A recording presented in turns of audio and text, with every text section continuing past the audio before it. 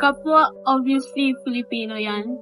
If we ask Filipinos, they have their definition of that word. Kapwa is being compassionate. You see that, they're down. You do what you can to cheer them up. Making others' day makes your day. Try nyo.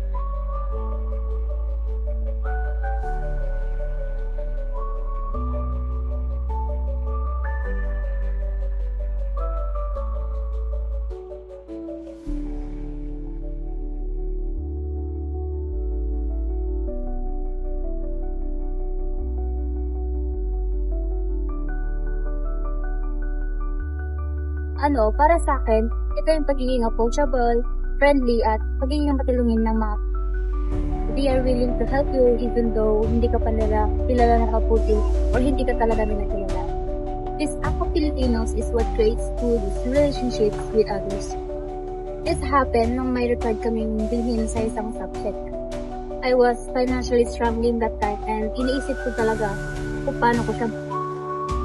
Experiencing this made me realize na yung mga Filipino, they are willing to help us long as they can.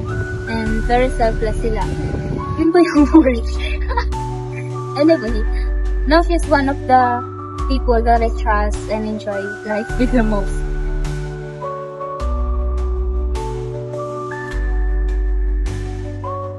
So, sa mga classmates, walang kategori yan for extra college. Talagang tulungan lang natin. Ang naisip namin is dapat walang nabagsak. As much as possible is dapat may honor rolls kami. Sa amin may initiative, may nagre-remind kung ano yung mga kailangan naming activities na kailangan tapusin. Tapos kahit hindi nila kailangan gawin yun, kasi pwede naman silang gumawa ng class to-do list. Tapos i-share na lang nila sa mga kaibigan nila.